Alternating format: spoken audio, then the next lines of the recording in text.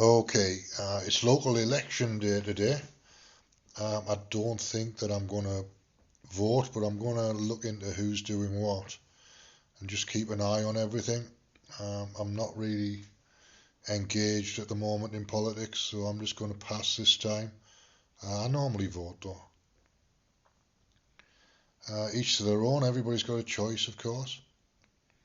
I don't fancy wearing a mask in the polling station. That's one of my issues with it. Is I just don't really fancy it. It's not really my thing. So let them get on with it, and I'll keep an eye on things and vote next time. So today's been a pretty reasonable day weather-wise. The bright sunshine when I went out at 10:30, and I found a spot by the student halls of residence on Bath Lane that was in the sun, opposite the Catalyst building, where I can get onto the university Wi-Fi. That whole office estate is starting to look more and more like the Broadgate complex in London by Liverpool Street. The buildings are very similarly put together. It's all metal framed buildings, or buildings with metal coatings, or whatever the word is. I don't know what the word is. Uh, but they look like the buildings in Broadgate. They're not particularly ornate, but they're not purely just functional. They've got extra bits and things going on, which makes them interesting. And they're different shapes. They're curved buildings. The straight buildings are more metallic. Curved buildings are more glass. But the whole estate is interesting because it'll bring a particular type of energetic into the city centre, which is mainly science. It's a science research project run by the university, most of it, with some office blocks around the outside. But anyway, I found a place to sit, which is a reasonable bench with back support, and I can get access to the Wi-Fi. So I'm happy that I found that. It's taken a little while, but it'll keep me happy for the summer, because as soon as the sun's available and it's warm, my phone was telling me it's 6 degrees today, but it's been at least 10 in the sun. It's cold. It's been snowing as well though, so the temperature's going all over the place. It's not a stable situation at all at the moment.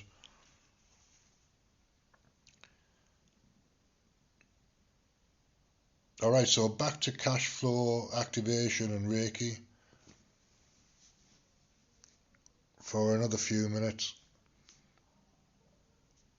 So one of the things that I've been saying over the last few days and I've been thinking about is a single point of attention.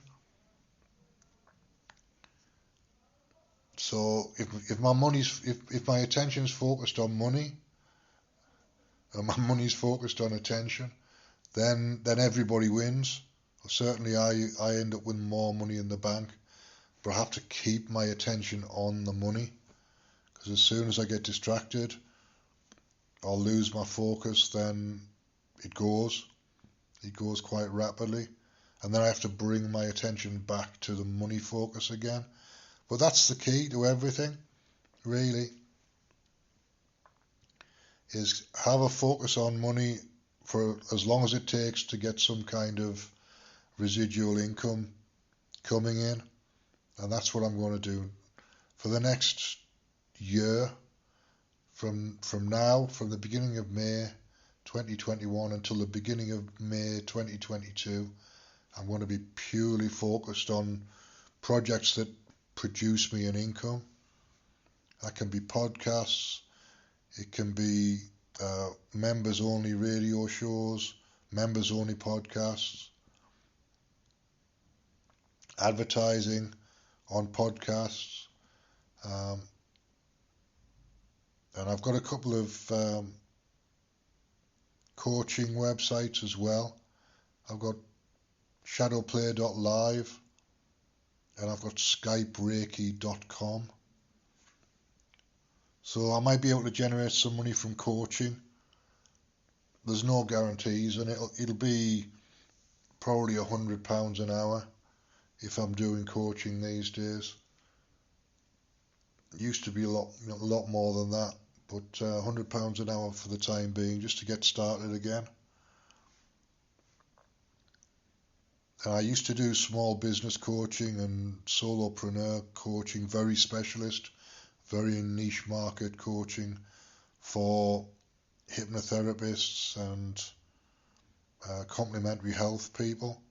So that's my market really for this, which means my market in Newcastle is the vault, people at the vault. So I need to start building up some contacts there and networking a little bit over there.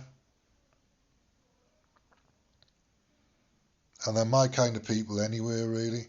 I had a choice about 5 years ago of whether to spend time at the vault or go to the Philosophy Society. And I chose the Philosophy Society because it was new to me. It was new people, new approaches. And it served me well. I've learned a lot from the last 5 years, but it's time to go back into what I really know and love. And I never really left it. It's just a different way of working with philosophy. So the other thing that I could do is set up a philosophy group at the vault, 2 hours a week. If I can find a slot that they've got that fits in with my schedule. I'm probably going to be working for the next year at least as well. So I need to get the job and then fix a slot with the vault for a philosophy group and see if I can generate some income from that, maybe £5 a session. For a group of 6 or 7 people, that's £30. And they charge, what do they charge for the big room over there? £10 an hour, I think, at least. So I might get a tenner out of it. Then I've got to pay for my metro ticket. So I might make £5 out of it if I'm lucky, but it's worth a try. And I'll see if I can pull a few people into the vault at a time where they don't really have very much going on.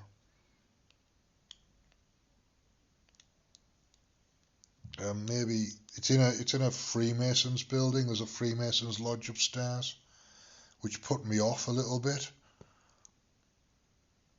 at the time 5 years ago. But now it doesn't really make any difference. I'm quite happy to deal with Freemasons if I have to.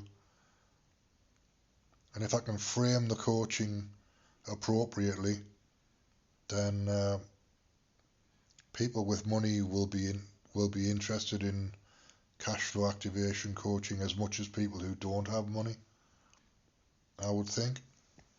If I can frame it with the right language and the right approach, then it'll be a feeder mechanism into other things, maybe into investments and mortgages and all those sorts of things, if I can find a way to get trained to do those things. I'll find somebody who'll take me on as an introducer for those things.